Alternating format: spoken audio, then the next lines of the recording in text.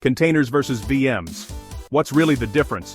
This is why you need to know the difference between containers and virtual machines. The cloud runs on both, but they're not the same. Here's how they stack up. Virtual machines, or VMs, changed the game back in the day. They let you run multiple operating systems on a single physical server, like having separate apartments in the same building. But apartments need their own kitchens, bathrooms, and utilities. That means VMs are resource-heavy, and can be slow to start. Then came containers. Instead of virtualizing the whole apartment, containers are like rooms that share the building's plumbing and electricity. Each container holds just your app, and its essentials, making them super lightweight and portable. Need to move your app? Containers make it as easy as packing up a suitcase. Why does this matter now?